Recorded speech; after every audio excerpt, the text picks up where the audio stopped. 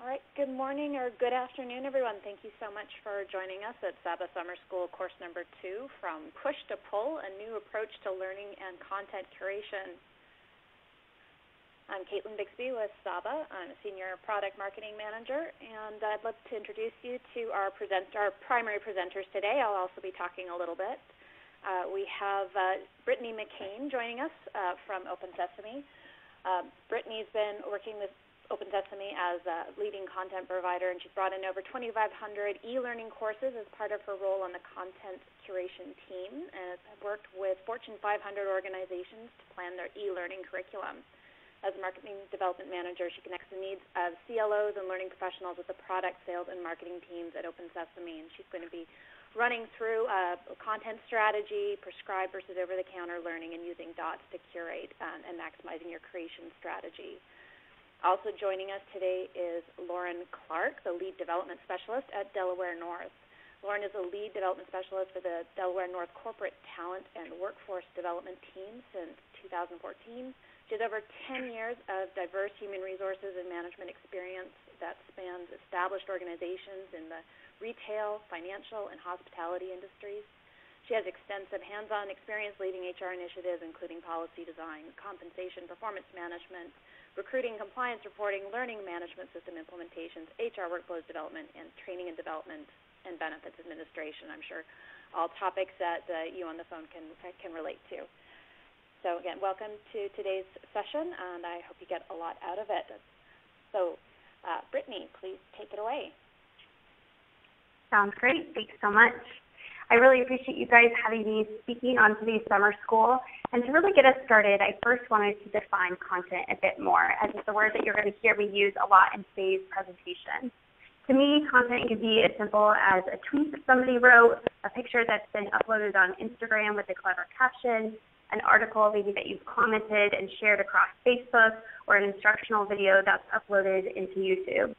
Content can also be defined as in a more traditional sense, such as the materials that are being covered in a classroom or something you've learned at an instructor-led training event. Personally, in my role at Open Sesame, I've gotten very familiar with e-learning content, as Open Sesame has curated and maintains over 20,000 e-learning courses. And that's really what sparked my interest in content curation strategy.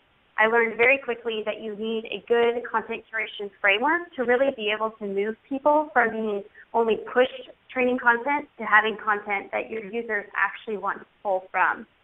And I really do see curation as the first step to address some of the common challenges that I'm seeing organizations face today. So for example, in my experience, I've never really walked into an office and seen rows of guys that look exactly like this. They learn the same, they have the same background, the same level of experience. Most offices that I go into look a lot more like this, a stronger, diverse group of individuals. And today, a growing number of organizations are truly starting to look a lot more like this. We're acquiring more diversity and talent in terms of background, education, and age, and even individual job roles are more diverse than they've ever been before in terms of the responsibilities and the cross-functional skills that are needed to perform well on the job. And having a single type of content works really great if you have that uniform workforce like the guy I showed at the beginning. But more than likely, that's not the reality you're facing, and you have a lot more to consider. And one of the things that you have to consider is location. And just like having one single type of learner makes things a lot simpler, so does having a single location. In-person training can easily be taught by the same instructor. Local laws and regulations are easier to manage. But as that footprint starts to grow, so does the demand that your training department has. Classes now have to be organized by time zone, and you have to begin to coordinate costly travel or find the right web classroom platform to start using. Another thing that people often overlook when it comes to location is cultural norms. So what might be normal at one location might be something completely different across the globe. And when you overlook that cultural piece, it oftentimes can cause confusion or leave users with a feeling of unconnectedness to the headquarters or really disconnected from the mission of the company overall. Another challenge that I find is the breadth of content that people are asked to be covered today. Most of the organizations I work with are doing really well in the areas of safety and compliance. It's something that's fairly manageable when it comes to measuring and tracking. However, people are demanding new skills and increased employee development, and learning leaders are being asked to provide a lot more topics than they ever have before. They're responsible for a really wide range of learning. And they're also being asked to do this while staying within their budget. So I'm sure there's a few of you on the line who have been blessed with a really large budget and a great team to be able to work with, but most people are working with something a little more modest. It can be challenging to find the appropriate content with a limited team or resources. So I want to start and ask the group here, what is the biggest challenge of those 4 things that you're seeing today? Is it the fact that you're having to reach an audience that's spread across multiple locations? Is it the diversity of the content needs that your organization has? Is it dealing with an audience with a diverse background or age gap and educational differences? Or is it dealing with the budget and the team that you've been given for the project? So I'll pause here a second and leave this poll up for you guys to vote before we move forward.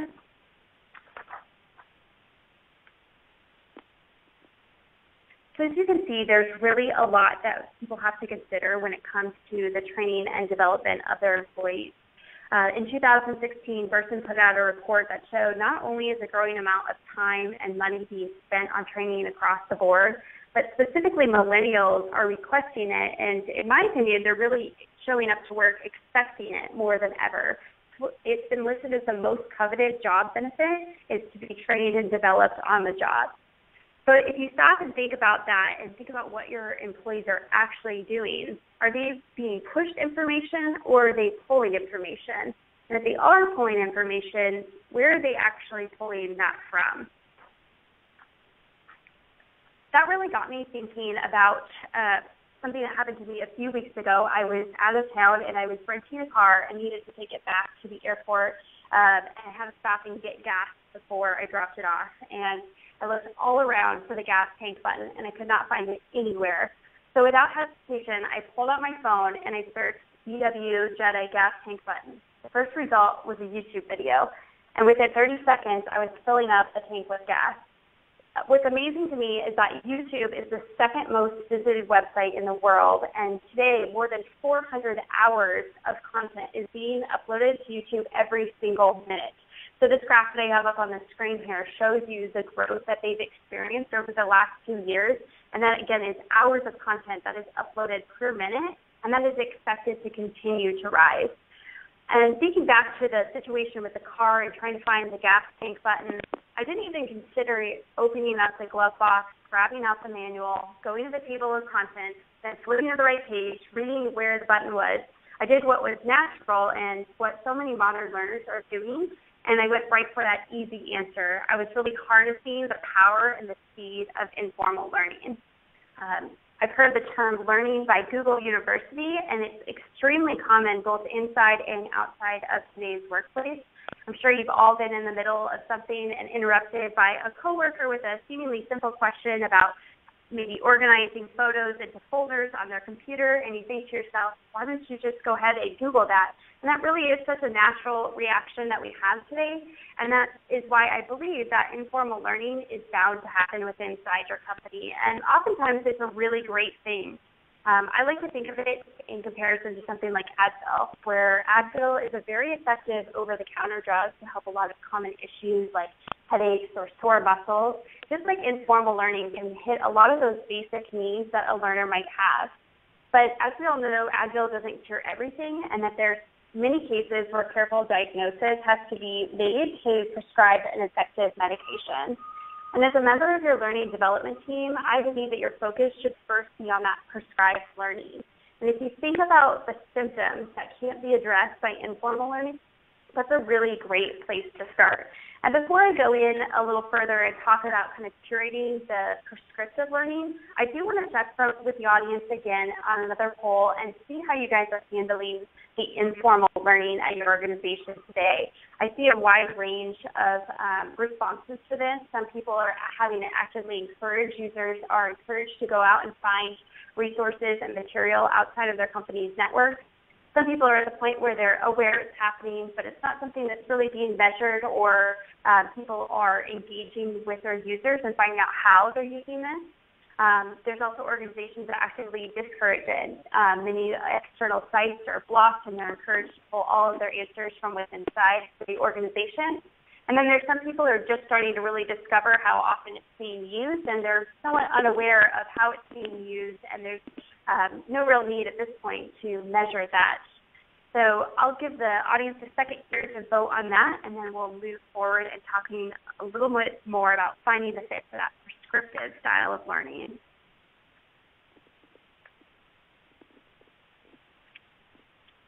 So to me, deciding a framework for how you pick that learning that you want to prescribe and really focus on the symptoms of your organization that cannot be addressed by informal learning, having a basic framework is a really good first step. And I do think it can be summed up quite well by a quote that I love from John Cleese. And he says, "People learn nothing when they're asleep and very little when they're bored." So just stop and think about that for a second.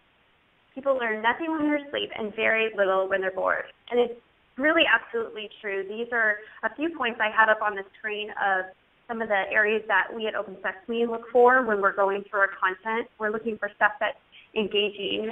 If the course is being set up, does it take a long time to really get to the meat of it, or are we getting right in and being able to get information quickly? Is the navigation of the course natural? Is it not going to cause support tickets because people don't know either how to register for a course that your organization is offering, or they don't know how to navigate through an online course that's been made available to them? You also want to make sure you focus on the relevancy. It sounds obvious, but you'd be surprised that you open up materials and they're not current or they aren't correct.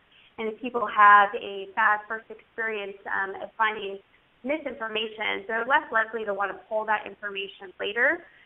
You also want to make sure that the length is suitable for the lesson that you're teaching. So if you're running a course on how to do quick meetings with your team, an hour-and-a-half long presentation is probably not suitable for something that can be covered much quicker.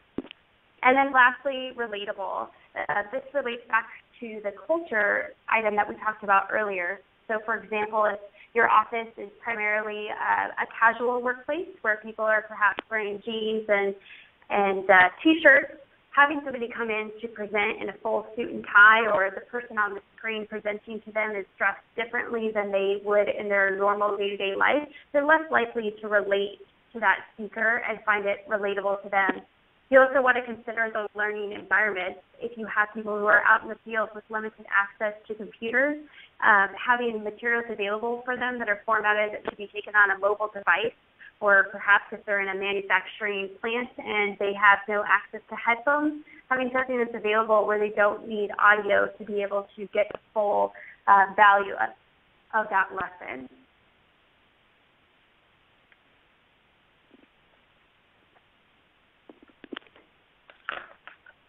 So many of you probably have vast amounts of content that's available today, whether that's in Saba Cloud or it's on your SharePoint site or sitting in folders in your desk drawer. And you really have to think about, how do you make sense of it all? To me, it's a lot like planning a trip overseas for the first time. And right now, I think that Ireland sounds like a great place to go. So I might visit my local library, and I'll probably be instantly overwhelmed by all the choices of books and audio tapes I have on Ireland alone. I could go with a safe bet like The Lonely Planet, and then sitting there and thinking, that's really where the librarian steps in and asks me some more detailed questions. She might ask something like, are you more interested in visiting the city or the countryside? How do you feel about access to nightlife or art? And her questions and prompting helps bring me down into a smaller selection of books, including The Wicked Irish's Guide to Ireland, and ultimately will land me a great vacation where I'm able to enjoy some of the historic castles and coastline of Ireland. And since my trip was successful, because the content that was pushed to me felt very relevant and engaging, and it really caused me to want to pull information for my next trip. now I want to talk to you a little bit about how my librarian actually knew how to do this. And this is where the framework of DOTS comes in. And if you want to follow along, I encourage you to write down those 4 words either on a piece of paper or on your screen. Again, that's discover, organize, tag, and share. So if you want to follow along with me, you're more than welcome to write those down. Most librarians and curators of any industry really start with that discovery piece. And discovery might be fueled by the needs of a client or business pressures or just really their curiosity and interest in a subject. So I have a few examples of places that myself and our clients go to discover new content. So they're searching for things on the internet, they're talking to subject matter experts, or they're working with vendors who specialize in a specific area. But if you want to write down a few places that you go to discover content, that would be great. So you can have those written down for later. Then the next piece that we're going to move on to is organization. And I imagine walking into a grocery store and having fully stocked shelves, but no systematic way of arranging the food. So instead of the flour and the sugar and the other baking supplies being all neatly arranged together, imagine if you were walking around and the flour was on one aisle, the sugar was several aisles down, and the baking soda was somewhere completely different. It would be extremely frustrating to get through a shopping list if nothing was organized. And if you think about that in relationship to your content, are your users today able to get what they need, or are they spending more time hunting around for content than actually learning? So if you're following along, if you want to write down a few ways that you organize your content today, or maybe you know a place right off the top of your head that organization could greatly be improved, go ahead and jot those down. The next area that we're going to talk about is tagging. So tagging really takes organization to the next level. And using tags to further refine those learning assets can be time-consuming, but certainly pays off big when it comes to meeting the expectations of today's modern learner. Tagging can be simple, like indicating whether it's appropriate for beginners or for experts only. People are also using advanced tagging based on keyword research, locational indicators. And organizations are either choosing to have visible tags to their employees to help group the courses together, or some people might keep them behind the scenes and use that to drive data and information. And I know Saba's going to share with us a little bit later some kind of use cases of this. And then the last piece, for tagging, if you want to write down a couple of tags that your organization would use, again, if you're following along with me here, a few tags that you could be using, so indicating things like mobile friendly, is it 508 compliant, is it something that's good for a specific group of users or in a certain location. And then the last section that I have is sharing. And sharing is something that ultimately leads to the consumption of the content. And it really becomes a lot more successful as you work through those previous 3 steps that we just talked about. And I had kind of an example of this that I saw in action. And I've been working closely with the CLO of a Fortune 500 company who was extremely blessed with a wonderful learning culture. They were all very excited about learning. There was a lot of focus and budget and time dedicated to it. The entire organization was in full support of having a great learning culture.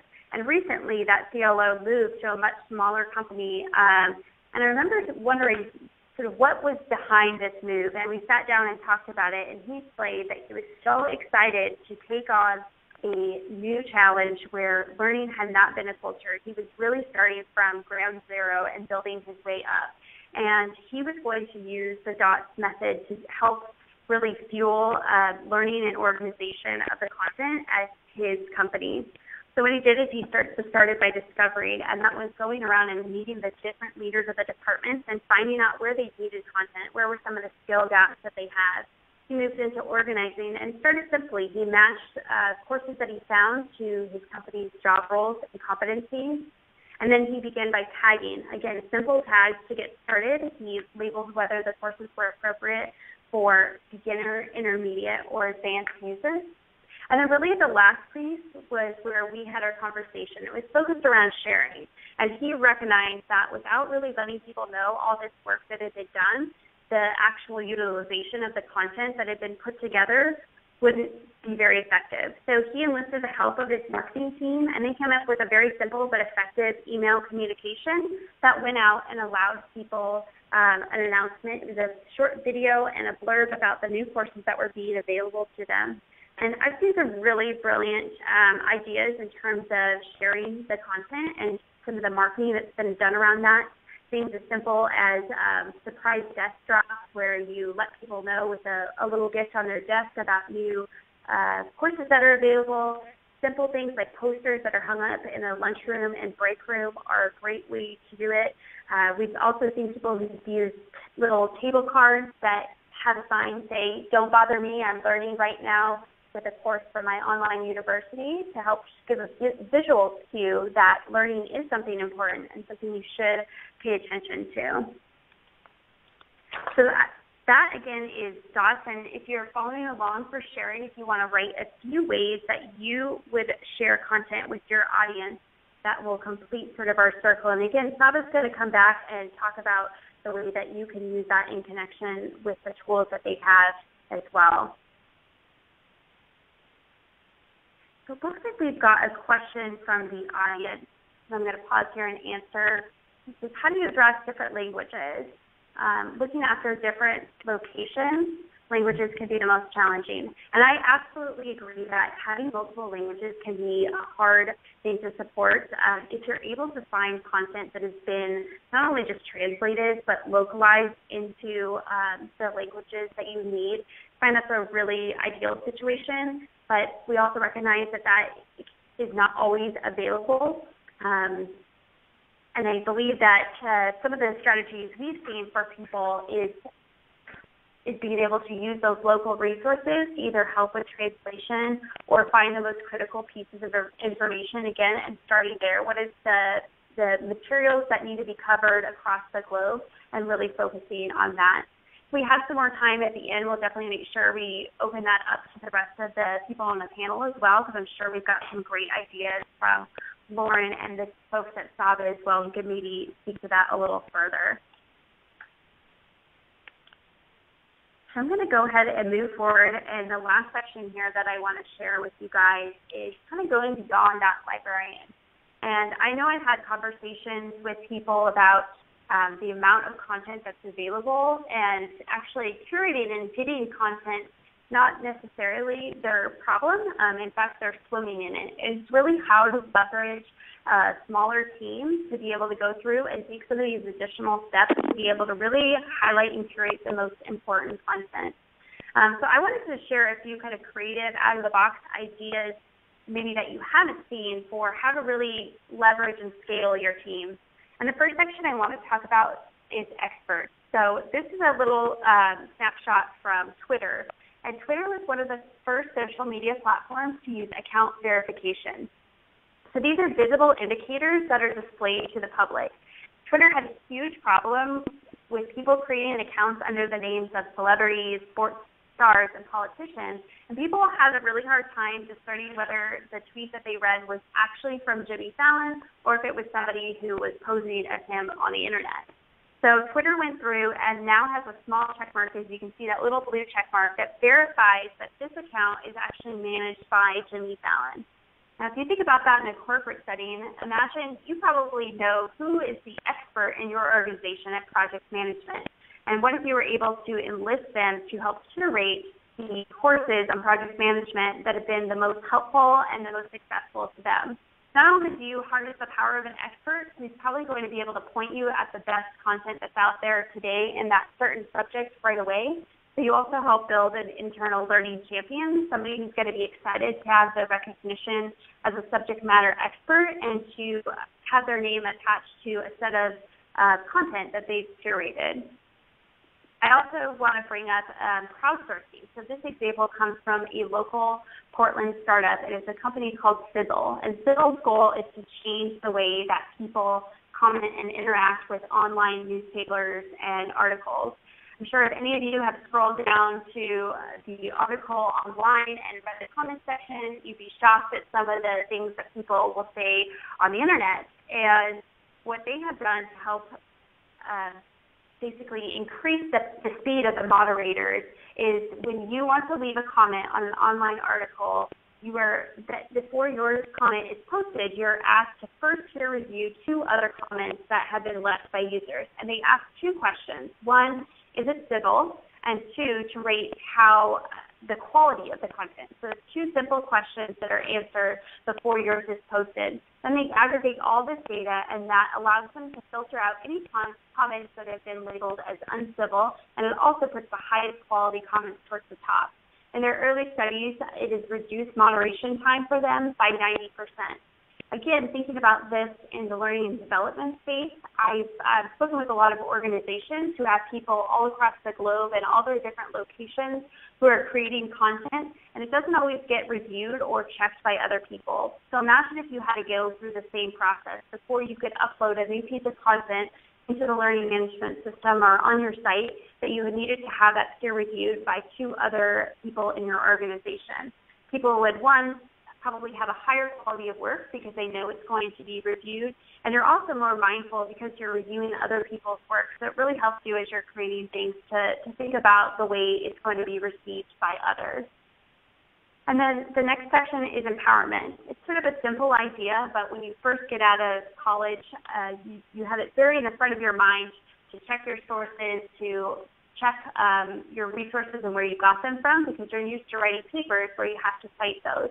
As you get further and further into the working world, it becomes a little farther back in your mind. At least with most job roles, you're not having to think about that. But it is so important to still look at the validity of where you're getting your information from today. So empowering your users by creating a training for them to learn how to check sources and how to use that informal learning and be able to indicate whether something is a good learning material or not is very helpful. Or even indicating having a flag button so they can flag content that's maybe out of date or no longer relevant to the organization. And really empowering your users, I think, is a huge, huge benefit. And the last piece is really focus on the tools and the automation. And this is where Saba comes in, and we're going to move it over to them a little bit to talk further. But definitely taking advantage of today's technology to help harness your team and really get a lot more value out of the curation process by using tools that are available for you today. So with that, I'm going to see if there's any pause for a few questions, but want to make sure that we leave enough time for the rest of our speakers, and certainly can answer some more at the end, and turn it over to Saba. Thank you very much, Brittany.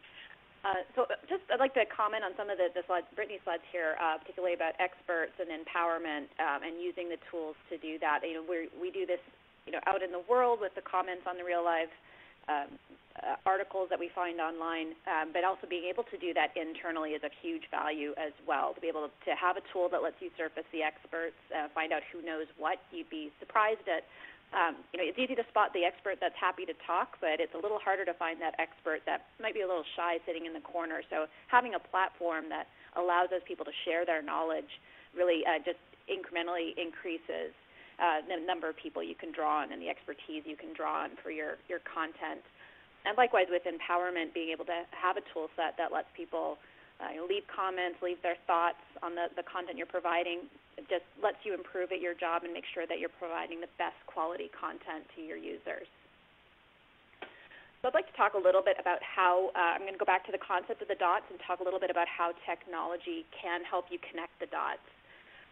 From organizing your content and connecting it with what people are looking for, such as competencies. I want to get better at X, so I want to find out what training will help me do that, what content will help me do that. To tagging, how do I get access to the information that I need, find the courses that are going to suit me on the particular topic that I'm interested in. Sharing the content. I found a course that I think is going to really benefit maybe my staff member or my colleague one cube over.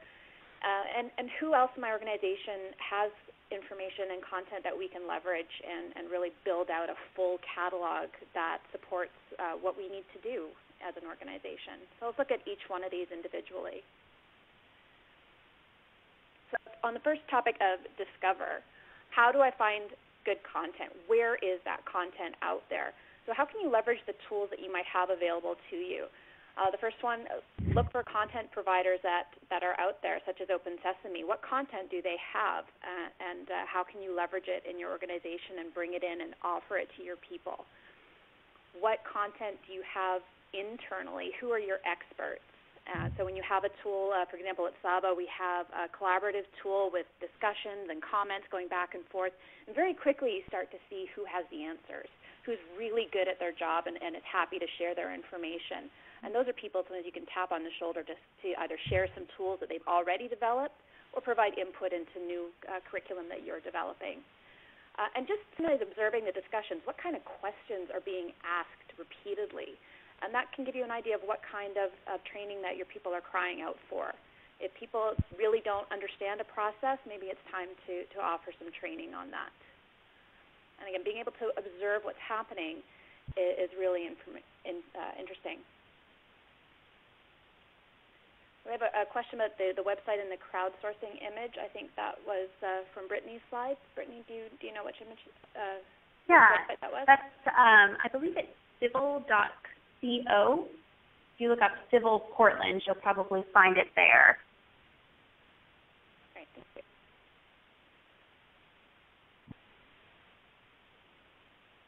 All right, on to the O's, organizing your content.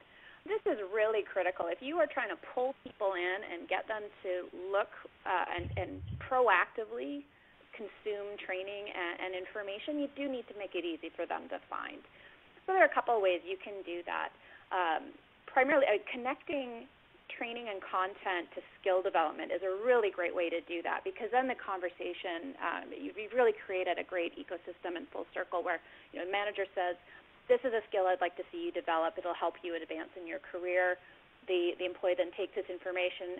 They can just look up the skill and quickly identify what training is associated with that skill, what training and courses and content will help advance them in their career, either because they've been advised to by their manager or because it's something that they're interested in and something they'd like to get better at.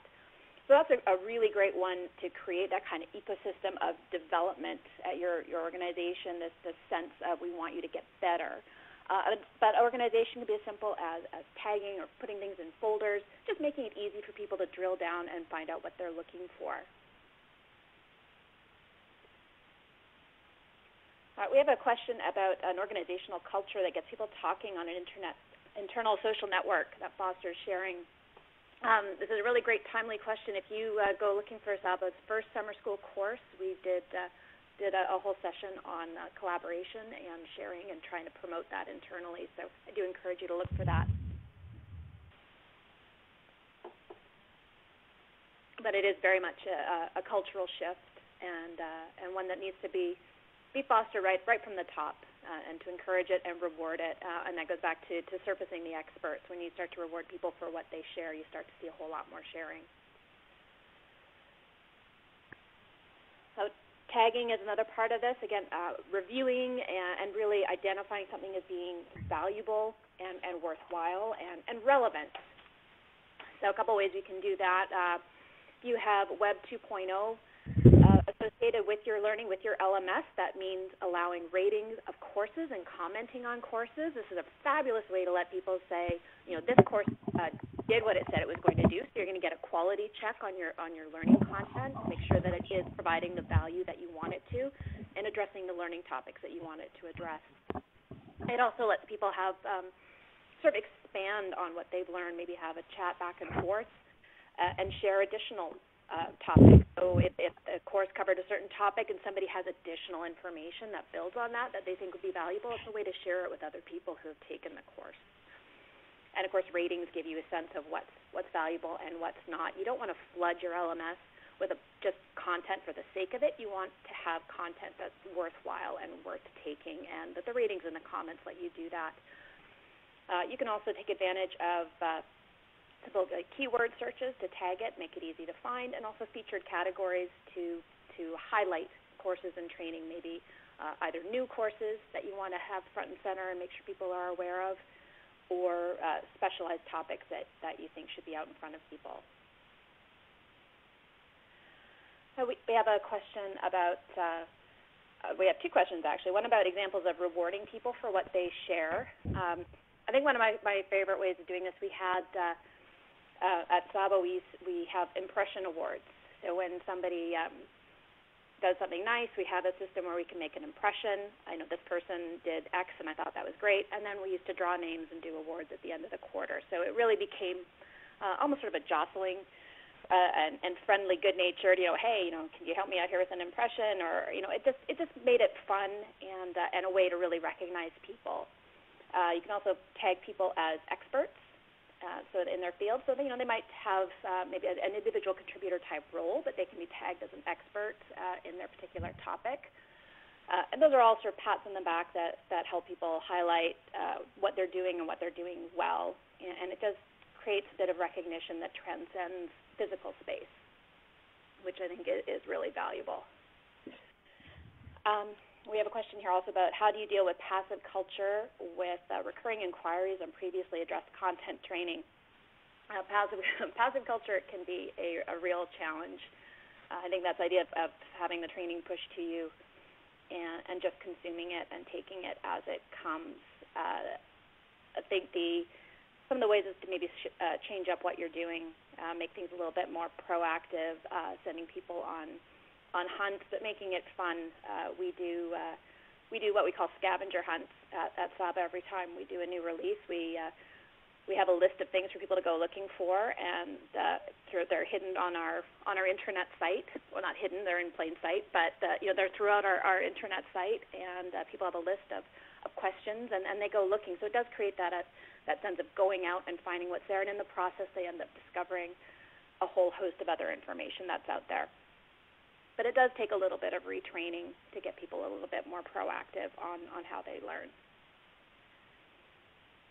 And then we have another question on creating an organizational culture that gets people talking on an internal social network and trying using an internet forum department-wide. So I do have quite a bit of suggestions. I do suggest checking out our Course 1 webinar where we address this in full. It's with another social strategy expert. Bit more than we can go into today, but I do encourage you to find that. We can send it to you as well after the session.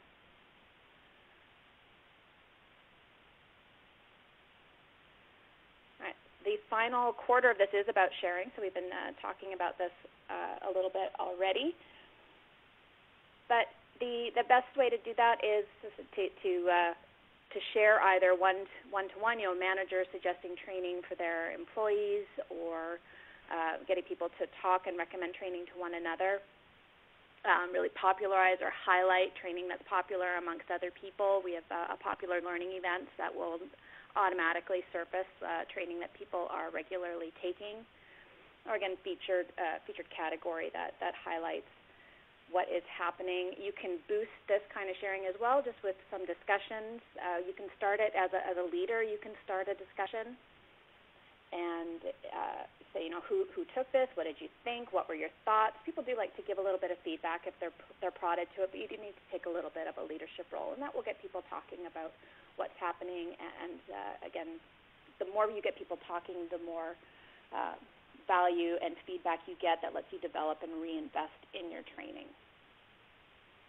So I'll pause here. If you have any questions, please submit them. And now we're going to invite Lauren to speak on her experiences directly as the manager and administrator of learning content for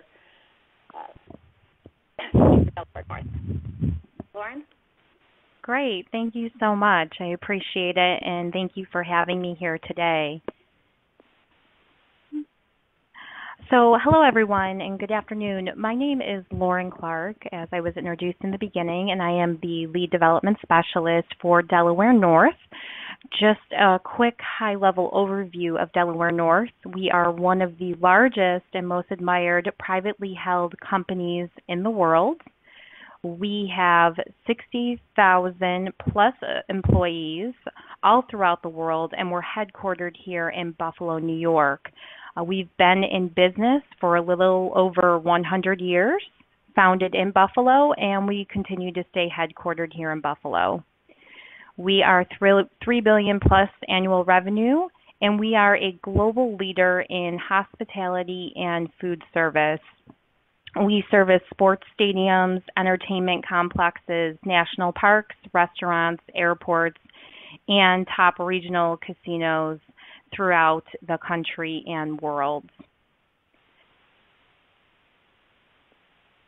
This topic of content, this topic of content curation is extremely timely for our team here at Delaware North. We have been well underway throughout our different processes and evolution, if you will, of virtual learning here at Delaware North. Delaware North has utilized a learning management system through several different providers since 2009. Historically, the learning management system was mainly utilized as a platform for our associates to complete their new hire and required compliance training. Our LMS was not an exciting, interactive platform. It was not integrated in support of many of our talent and workforce development objectives. Our former learning management system provider also was a content provider, and it included a very bulky course library on different professional development training topics. Although relevant, many of these courses were very lengthy, over an hour in duration for an associate to complete. And our associate utilization of these courses were consistently very low, and ultimately so was the return on our investment. In 2014, we focused our efforts to strategically change and improve the virtual learning culture here at Delaware North by evaluating our virtual learning needs and looking at different learning management system and content providers. We felt by separating the learning management system from the content provider, we could leverage our position, providing a vastly improved experience while driving significant savings for our organization.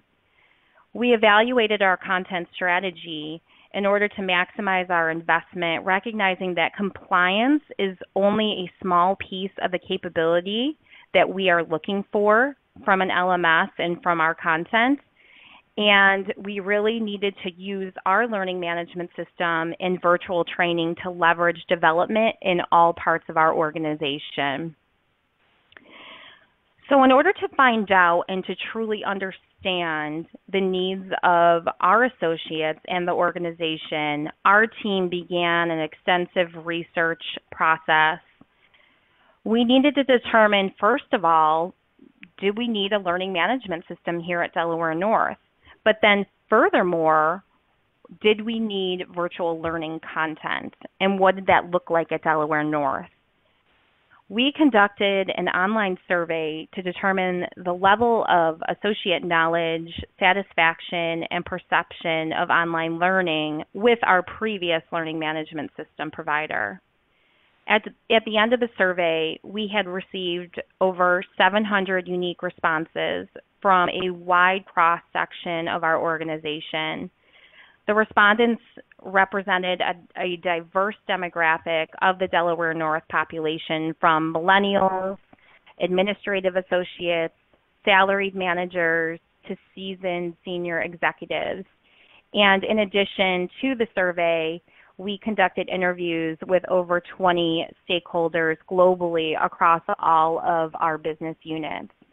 Again, when you're looking at your associate populations, it's important not to just pinpoint one part of that population. You want to ensure that you are receiving feedback from, a good cross-section of your associates. Several key stats emerged from our associate survey, and we quickly identified that, one size does not fit all. 57 of the respondents said that they prefer online courses versus other forms of learning, and this was heavily favored by our millennials. We also found that ease of system navigation, mobile device capability, and learning relevant to career development were most important to our associates. To sum it up, our users wanted a fast and easy to navigate system with intuitive search capabilities and relevant, quick content that can have a real impact on their current jobs. After evaluating multiple providers, we made the decision in 2015 to begin contract with Saba as our LMS provider and Open Sesame as our content provider.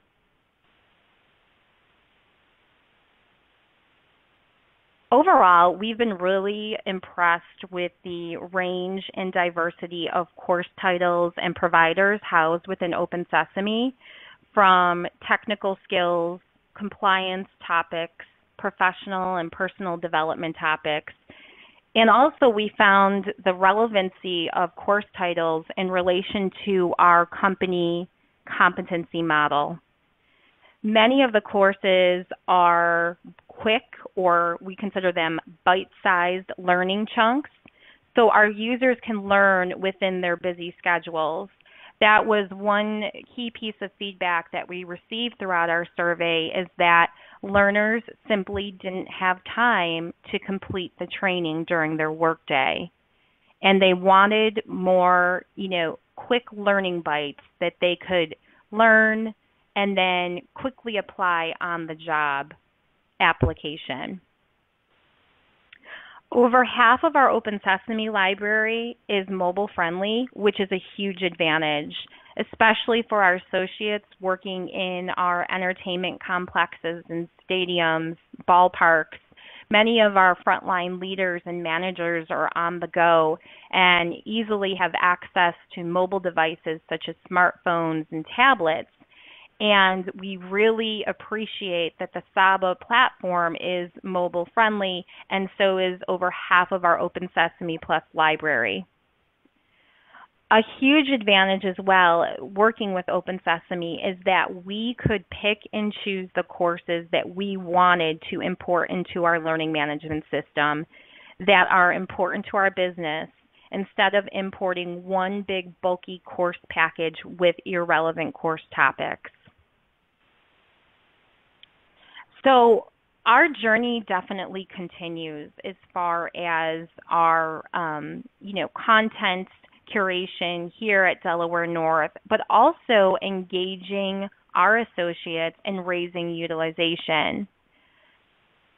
The biggest thing that we've identified as far as engaging associates is, first, constant top-of-mind communication, ensuring that our users, our associates, know where to go, how to access the learning management system, but also the types of content that's available to them within our library. Also creating a what's in it for them and content that is relevant to mission-critical roles and competencies. We have continued to actively work on categorizing our Open Sesame library within our learning management system and categorizing it by competencies, but also integrating it in with top-of-the-mind initiatives such as our performance management system and succession planning. We also take advantage of using the featured categories to highlight new trainings that we have imported into the system and how they can be leveraged for different business initiatives throughout the organization. Also looking at, again, around the courses, the bite-sized learning chunks. So when we have managers or frontline leaders, reaching, seeking some quick development options, we are reassured that we have a large library of quick courses that we can refer to them. And many of these courses come with principal job aids and, tangible resources that they walk away from. And as I mentioned, of course, we make the content job-specific, mobile-friendly, and just-in-time. Our journey to raise utilization of our learning management system in virtual courses definitely continues.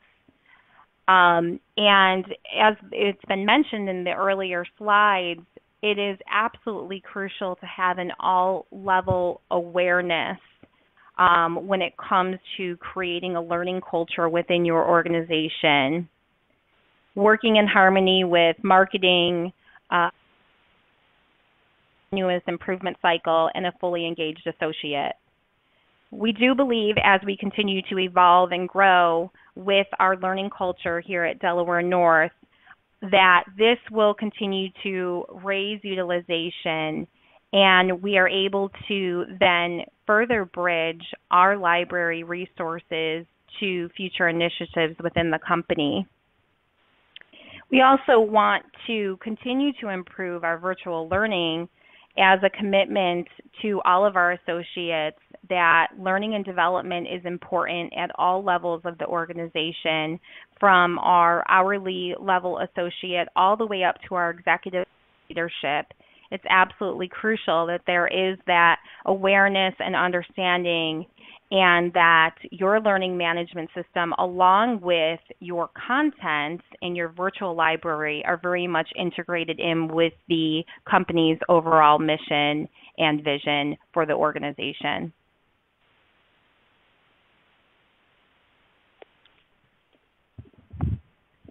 Great.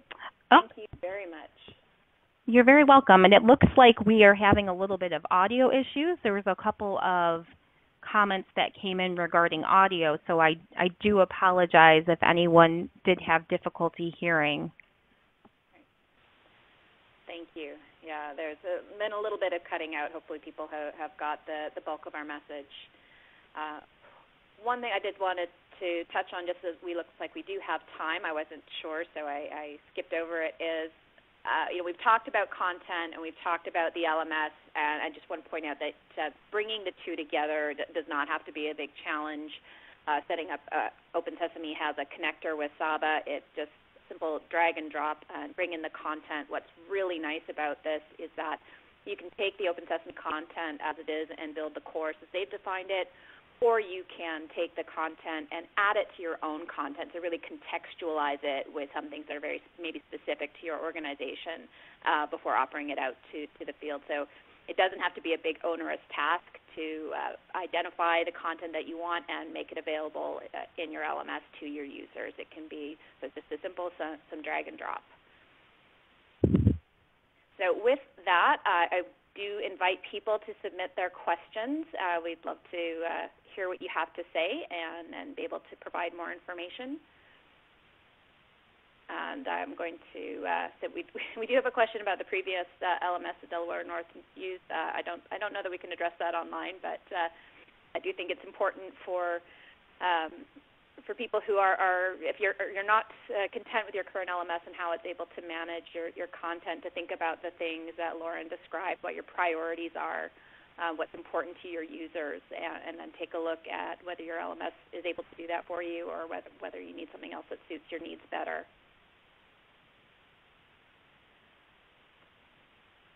Do we have any other questions from our audience today?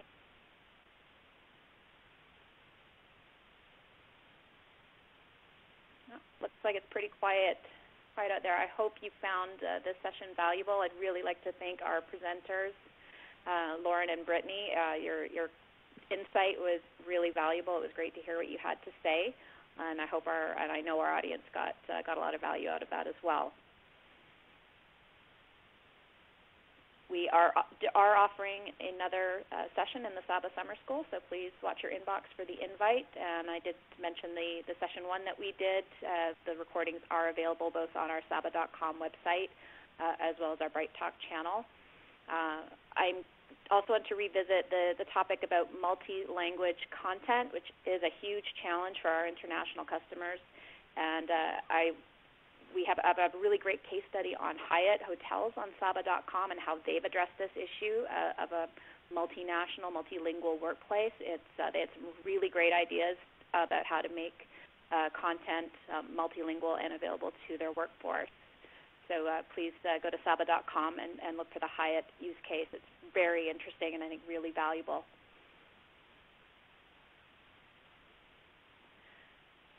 All right. We have a question. We do have a question for Open Sesame here about any restrictions for using content 24/7. Sure, that's a great question. So the Open Sesame courses specifically are self-paced e-learning content, so there is no live element to them. So you really can't have your users accessing that learning 24 hours a day. One of the things we also have is a requirement that any courses have bookmarks. So if you can't complete a course, then it will bookmark and save your progress as well. So it's really helpful if you've got an audience who is having to step in and out of time that's available for them to do training. Great. And we have and also questions about content available on mobile devices for Open Sesame. Sure, I can speak to a little bit about that from the Open Sesame side. That's something that's a key piece we see a lot. People will check and they assume that if the LMS has mobile capabilities, that automatically means content that either they're building for it or using from a place like Open Sesame is available on mobile. And we found that that's something that's easily missed, and it's very important to pay attention to. So Open Sesame today, over a quarter of our entire catalog, which again is 20,000 courses, is available for mobile. And we've seen that dramatically rise in the last year.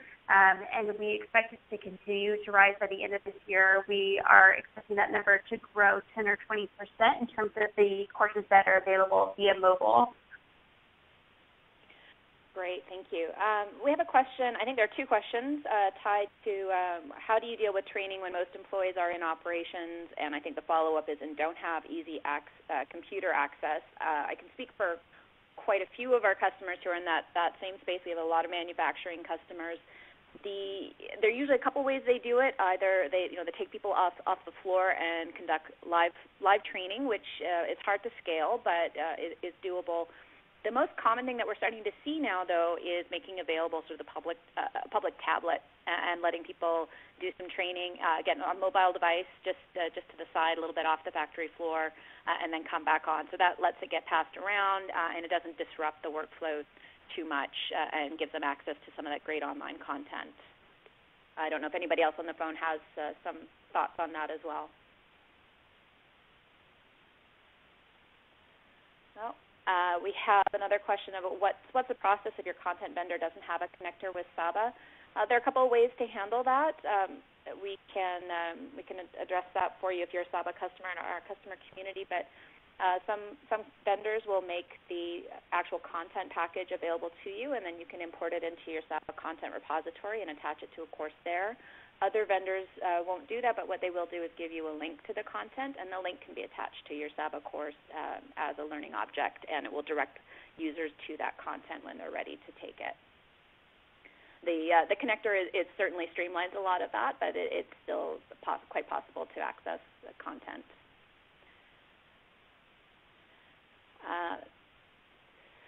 There's a question at the top on thoughts of the Saba workspaces, and do many companies use them? I am personally a big fan of the Saba workspace. One of my responsibilities in the past has been to train the global consulting workforce, and I use workspaces to do that enormously because it lets me organize content, organize thoughts, and really sort of create a path and a quick reference point for people to work through and find the resources that they want. I found it gave me a really easy way to centralize everything that I wanted to point people to, whether it was a formal document or a discussion or a workbook that somebody had shared. So I find them personally very, very useful. Again, if you're a Saba customer, you'll see on our customer community that we use a workspace for our Community Central. So if you look at the top across the tab, you'll see the Community Central tab. That is built using workspaces, and you can get a sense of how it can be used to really organize and highlight the resources that are available. We have another question about marketing to off-site employees. Maybe, Lauren, that's a good question for you. It sounds like a lot of your employees are operating outside of an office. Yes, great question. So we rely very heavily on any virtual communication, if you will, that we can get our hands on, from email blasts to our internal, we refer to it as our 360 newsletter that goes out on a weekly basis, along with some other internal newsletters that are distributed to our associate population. And we also have a intranet portal in which we will update and share relevant information pertaining to our learning management system, along with different content training topics. Since our associate population is so spread out and so diverse, we rely very heavily on these, virtual channels of communication. All right. Thank you, Lauren. The last question here is from somebody who has been developing their own content and how to migrate that content into the SABA LMS. SABA has an import tool that will let you do a bulk import of your content from a central drive and bulk import it into SABA, where you can then attach it to courses and curriculum and make it available. So again, it's not quite as automated as the connector, but it's still very easy to use. So do check the integration studio in SABA for that import spreadsheet and the documentation, and you can find out how to use it. If you do need any support, SABA services will be happy to help you. All right, we are at the top of the hour, so I thank you again for joining us. I hope it was very valuable to you and that you got a lot out of this. And please keep an eye on your inbox for an invitation to our next session.